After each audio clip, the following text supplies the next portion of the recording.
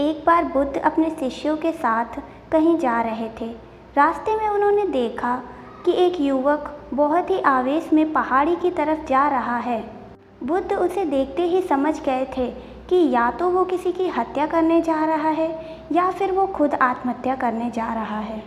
बुद्ध ने उस युवक को आवाज़ लगाई, लेकिन उस युवक ने कुछ नहीं सुना। वो एक ऊंची पहाड़ी पर पहुंच गया था, जहां पर वो पहाड़ी से कूदने ही वाला था। तभी बुद्ध ने उसका हाथ पकड़कर उसे पीछे खींच लिया। बुद्ध को सामने देखकर वो युवक बोला, आप मुझे ना रोकें, ये मेरा जीवन है, आपको इसमें दखल देने की कोई ज़रूरत नहीं है। बुद्ध ने मुस्कुराते हुए कहा, ठीक है, तुम आत्महत्या करना चाहते हो तो करो, लेकिन पहले थोड़ा रुको। 10 बार गहरी सांस लो और अपनी हथेलियाँ खोल दो, और तब मैं तुम्हें आत्महत्या करने दूंगा, लेकिन उससे पहले नहीं। युवक बोला, आप मुझे व्यर्थ में ही परेशान कर रहे हैं, मैं पहले से ही बहुत परेशान हूँ, आप मेरी परेशानियाँ ना बढ़ाएं। ठीक है, आप कहते हैं तो मैं 10 बार गहरी सांस लेता हूँ और हथेलियाँ खोल देता हूँ, उसके बाद आप मुझे आत्महत्या करने से नहीं रोकेंगे। उस युवक ने आंखें बंद करके 10 बार गहरी सांस ली, अपनी हथेलियाँ उसने खोल दी और उसके बाद उसने अपनी आंखें खोली। तब बुद्ध ने कहा, जाओ और पहाड़ी से कूद जाओ।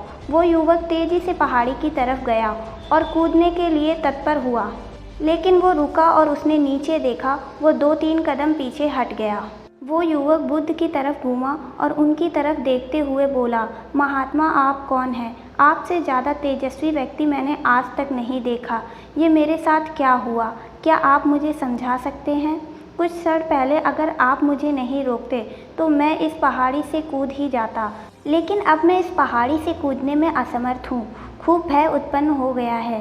बुद्ध मुस्कुराए और बोले, जब तुम पहली बार कूदने वाले थे तब तुम्हारे भीतर क्रोध था। क्रोध मनुष्य की बुद्धि का नाश कर देता है और वो सोचने समझने की क्षमता खो देता है। वो केवल वही करना चाहता है जो उसका मन कहता है। तुम्हारे अंदर क्रोध था और तुम्हारा मन आत्महत्या के लिए तैयार था, जिसके कारण तुम्हारी बुद्धि को नियंत्रित प्राप्त हुआ और तुम सही निर्णय लेने में सक्षम हो सके। वो युवक बोला, आप कौन हैं महात्मा? आपने परिचय नहीं दिया। बुद्ध मुस्कुराए और बोले, ये जगत मुझे बुद्ध कहता है। वो युवक बुद्ध के चरणों में गिर गया और बोला, हे बुद्ध, आप मुझे अपने शरण में ले लें। मैं तो अपने पिता को सबक सिखाना चाहता था, इसलिए आत्महत्या करने जा रहा था। बुद्ध ने कहा, आत्महत्या करने से कोई किसी को सबक नहीं सिखा सकता। इस शरीर के साथ हम इस दुनिया में कुछ भी कर सकते हैं, लेकिन अगर ये शरीर नहीं रहेगा तब हम कुछ भी नहीं कर सकते हैं। युवक बोला, आप सही कहते हैं, लेकिन मेरे पिता ने मुझे बहुत अपमानित किया है। आप नहीं जानते बुद्ध, वो मुझे बात बात पर टोकते हैं। बचपन में वो मुझसे बहुत प्रेम करते थे। उसके बाद उन्होंने मुझे शिक्षा प्राप्त करने के लिए गुरुकुल भेज दिया और वहाँ मैंने शिक्षा प्राप्त की। मैं हमेशा सोचता था कि मैं अहम शिक्षा प्राप्त करके अपने पिता का मान बढ़ाऊँगा और वो भी मुझसे बहुत खुश होंगे।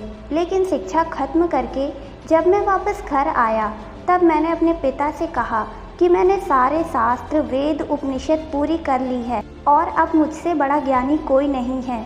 तब वो खुश होने की जगह कहने लगे, अपने आप को बड़ा ज्ञानी मानने का भ्रम मत पालो। मैं अपने पिता को दिखाना चाहता था कि मैंने कितना ज्ञान अध्ययन किया है।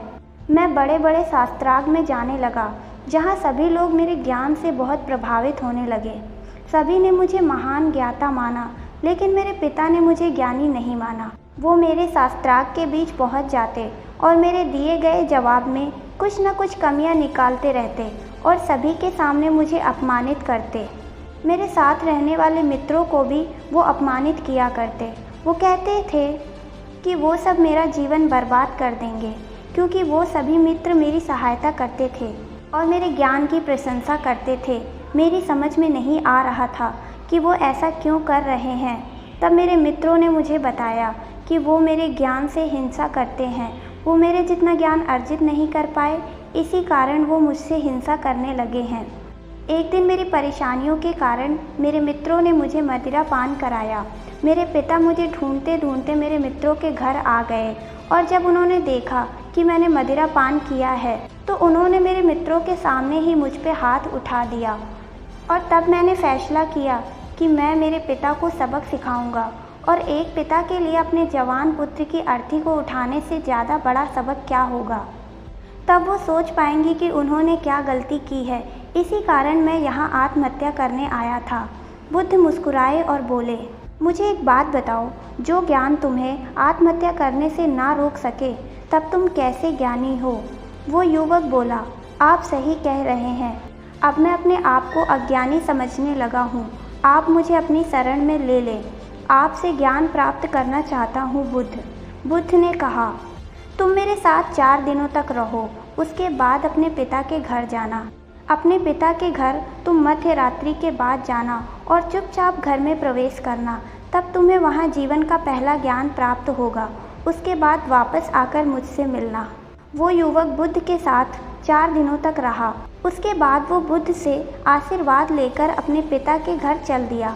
मध्य रात्रि होने पर उसने अपने पिता के घर में प्रवेश किया और उसने देखा कि उसकी माता बिस्तर पर हैं और वो बहुत बीमार हैं। उसके पिता उसकी माता के पास बैठे हैं। उसकी माता उसके पिता से कह रही हैं कि तुम्हारी वजह से मेरा पुत्र मुझसे दूर चला गया। अगर तुमने उस दिन इतनी सख्ती ना की होती तो वो अभी भी मेरे पास होता। उस युवक ने देखा कि उसके पिता, जिनकी आंखों में उसने आज तक एक आंसू भी नहीं देखा था, उनके आंखों में आंसू बह रहे थे। उस युवक के पिता ने कहा, मैं अपने पुत्र को कभी दुख नहीं देना चाहता था, लेकिन वो बहुत ज्ञानी था और मुझे डर था कि उसका वो ज्ञान उसके अंदर अहंकार ना पैदा कर दे।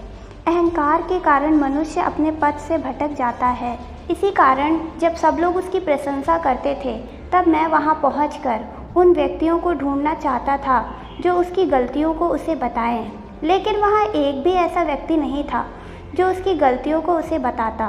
तब मैंने निश्चय किया कि मैं उसकी गलतियों के बारे में उसे बताऊंगा, लेकिन वो अपने मित्रों के कारण मेरी बातों को अनसुना करता रहा। वो अपने मित्रों की सुनता रहा और एक दिन जब उसने मदिरा पान किया तब मेरे मन को बहुत ठेस पहुंची और तब मैंने सोचा कि शायद मेरी ही परवरिश में कुछ कमी रह गई है।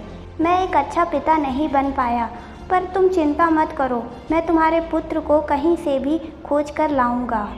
जितना प्रेम तुम अपने पुत्र से करती हो उससे कई ज़्यादा प्रेम मैं भी अपने पुत्र से करता हूँ।